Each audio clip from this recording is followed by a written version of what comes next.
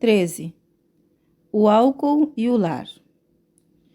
O beber moderadamente é uma escola em que os homens estão recebendo uma educação para a carreira de bebedores. As bênçãos de Deus são transformadas em maldição. Nosso Criador tem outorgado liberalmente ao homem suas bênçãos. Fossem todos esses dons da providência empregados sábia e moderadamente, e a pobreza, a enfermidade e a aflição seriam quase banidas da terra. Mas aí vemos por toda parte as bênçãos de Deus transformadas em maldição pela impiedade dos homens. Não há classe culpada de maior perversão e abuso de seus preciosos dons do que os que empregam os produtos do solo na fabricação de bebidas intoxicantes. Os nutritivos cereais, os frutos saudáveis e deliciosos, são convertidos em bebidas que pervertem os sentidos e enlouquecem o cérebro. Em resultado do uso desses venenos, milhares de famílias se acham privadas dos confortos e mesmo das necessidades da vida. Multiplicam-se os atos de violência e crime, e a doença e a morte levam apressadamente milhares e milhares de vítimas para a sepultura, em consequência da embriaguez. Os votos matrimoniais dissolvidos no líquido ardente. Olhai ao lar do bebedor, observai a pobreza esquálida, a ruína, a indivisível infelicidade que ali reinam. Vede a outrora feliz esposa fugindo de diante do marido insano. Ouvi-lhe as súplicas de misericórdia, enquanto os golpes cruéis caem-lhe no rosto contraído. Onde estão os sagrados votos feitos perante o altar do matrimônio? Onde está o amor, a força para protegê-la agora? Ai, esses dissolveram-se como pérolas preciosas no líquido ardente, o cálice das abominações. Olhai aquelas crianças seminuas. Em algum tempo eram ternamente acariciadas. Nem as intempéries do inverno, nem o frio, sopro do menosprezo e da zombaria do mundo tinham permissão de aproximar-se delas. O cuidado de um pai, o amor de uma mãe, tornavam seu lar um paraíso. Agora tudo está mudado. Dia após dia, sobem ao céu os gritos angustiados dos lábios da esposa e dos filhos de um bêbado. Desapareceu-lhe a varonilidade. Olhai ao ébrio, vede o que lhe tem feito a bebida alcoólica. Seus olhos estão turvos e avermelhados. Seu rosto está entumecido e bestializado. Vacilando é seu olhar. O cunho da obra de Satanás estampa-se em todo ele. A própria natureza protesta que o não conhece, pois ele perverteu as faculdades a ele dadas por Deus. A prostituiu sua varonilidade pela condescendência com a bebida. Uma expressão da violência de Satanás. Assim opera ele quando instiga os homens a venderem a alma por bebida. Toma posse do corpo, da mente e da alma. E não mais é o homem, mas Satanás que opera. E a crueldade de Satanás experimenta-se quando o homem ergue a mão para bater na esposa que ele prometeu amar, proteger enquanto vivesse. As ações do bêbado são uma expressão da violência de Satanás. A condescendência com a bebida intoxicante coloca o homem inteiramente sob o controle do demônio que inventou esse estimulante a fim de apagar e destruir a imagem moral de Deus. Perdidas a calma e a paciência. Não é possível o homem intemperante possuir caráter calmo, bem equilibrado, e se ele lida com mudos animais, as vergastadas a mais que ele dá com o chicote nas criaturas de Deus, revelam o estado de perturbação dos seus órgãos digestivos. O mesmo espírito manifesta-se no círculo familiar.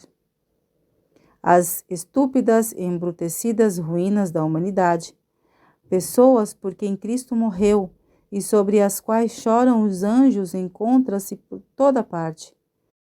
São uma nódoa em nossa alardeada civilização. São a vergonha e a ruína e o perigo de toda a terra. A esposa roubada, os filhos famintos. O bêbado não tem conhecimento do que está fazendo quando, sob a influência do trago enlouquecedor, e, todavia, aquele que lhe vende aquilo que o torna irresponsável é protegido pela lei em sua obra de destruição. É legal quanto a ele roubar à viúva o pão de que precisa para a manutenção da vida. É legal que ele faça a família de sua vítima arrastar uma existência de fome, que os filhos tenham de ir para a rua mendigar uma moeda ou suplicar um pedaço de pão. Dia a dia, mês a mês, ano a ano, repetem-se essas cenas vergonhosas, até que a consciência do vendedor de bebidas tóxicas se torna cauterizada como por um ferro candente. As lágrimas dos filhos sofredores, os angustiados clamores da mãe, não servem senão para exasperar o vendedor de álcool. O negociante de bebidas não hesita em cobrar as dívidas do ébrio da sofredora família e levará as coisas mais necessárias da casa para pagar a conta de bebidas do falecido esposo e pai. Que lhe importa se os filhos do morto passam fome? Ele os considera rebaixados e ignorantes criaturas que foram maltratadas, insultadas e degradadas, e nenhum interesse tem em seu bem-estar. O Deus que reina no céu, porém, não perdeu de vista a primeira causa ou derradeiro efeito da inexprimível miséria e humilhação que sobreviera à família do bebedor. O livro do céu contém cada detalhe da história. O ébrio responsável por sua culpa.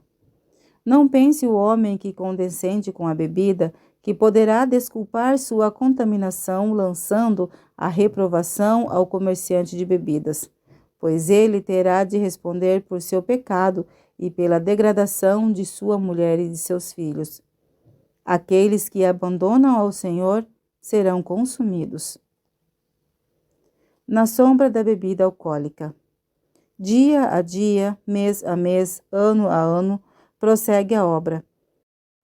Pais e maridos e irmãos, o esteio, a esperança e o orgulho da nação vão decididamente passando para os antros do vendedor de bebidas para serem devolvidos desgraçados em ruínas.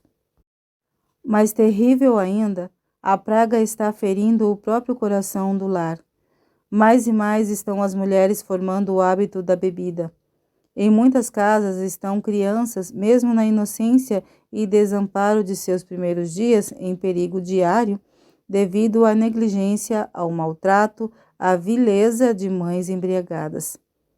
Filhos e filhas estão a crescer à sombra desse terrível mal. Quais as perspectivas para seu futuro, senão que venham a abismar-se ainda mais fundo que seus pais? Uma causa de acidentes. O ébrio sob o controle de Satanás. Os homens que usam bebida alcoólicas tornam-se escravos de Satanás. Este tenta os que ocupam posições de confiança nas estradas de ferro, nos navios, os que têm a responsabilidade de embarcações ou de carros cheios de pessoas aglomeradas para divertimentos idólatras. Sim, ele os tenta a condescender com o apetite pervertido, e assim esquecem a Deus e as suas leis. Oferece-lhes tentadoras seduções para que, pela condescendência, com hábitos e apetites errôneos, coloquem-se onde ele lhes possa controlar a razão como um trabalhador maneja seu instrumento. Então ele opera para destruir os amantes do prazer. Assim, cooperam os homens com Satanás, como instrumentos seus. Não podem ver seu propósito. Sinais são feitos incorretamente e há colisões de carros. Então vem o horror, mutilação e morte. Esse estado de coisas se tornará mais e mais assinalado. Os jornais diários noticiarão muitos e terríveis acidentes. Não obstante, os centros de bebidas serão tornados igualmente atrativos. A bebida intoxicante continuará a ser vendida à pobre alma tentada que perdeu a capacidade de erguer-se e dizer: sou um homem, mas diz por suas ações: não me posso dominar. Não posso resistir à tentação. Todos esses cortaram sua ligação com Deus e são vítimas do engano de Satanás. O discernimento prejudicado pela bebida alcoólica. Os bebedores de bebidas intoxicantes encontram-se sob a destruidora influência de Satanás. Ele lhes apresenta suas falsas ideias e não se pode absolutamente confiar no discernimento deles. Algum funcionário num trem de estrada de ferro negligencia atender a um sinal ou entende mal uma ordem. O trem avança, dá-se um choque e muitas vidas se perdem. Ou é um navio que encalha e passageiros e tripulação encontram nas águas seu túmulo. Quando se observa a questão, verifica-se que alguém, num posto de responsabilidade, se achava sob o efeito da bebida. Deus considera o bebedor responsável. São os homens que comandam os grandes meios de transportes estritamente temperantes? Acha-se o seu cérebro livre de influência de intoxicantes? Se não, os acidentes que ocorram sob sua direção ser-lhes-iam imputados pelo Deus do céu, ao qual pertencem homens e mulheres. Precisamos de homens que, sob a inspiração do Espírito Santo, reprovem o jogo e a bebida intoxicante, males tão dominantes nestes últimos dias. A única orientação segura. Quantos acidentes terríveis ocorrem devido à influência do álcool? Qual a porção desse horrível intoxicante que um homem possa tomar e estar seguro quanto à vida de outros seres humanos? Ele só pode estar seguro mediante a abstenção de bebidas. Não devem confundir a mente com álcool. Intoxicante algum lhe deve passar os lábios. Então, se acontecer um desastre, os homens que ocupam lugares de responsabilidade podem fazer o melhor que lhes seja possível e enfrentar com satisfação o seu registro, seja qual for o resultado. O vendedor de bebida alcoólica toma a mesma atitude de Caim e diz: sou eu o guardador de meu irmão? E Deus lhe diz, como disse a Caim: a voz do sangue de teu irmão clama a mim desde a terra. Os vendedores de bebidas serão considerados responsáveis pela desgraça que tem sido trazida aos lares daqueles que eram fracos em força moral e que caem sob a tentação de beber. Serão culpados da miséria, sofrimento, desespero, trazidos ao mundo mediante o comércio de bebidas intoxicantes. Terão de responder pelo infortúnio, as privações da mãe e dos filhos que sofrem por falta de alimento, teto e roupa, que viram sepultada toda a esperança e alegria.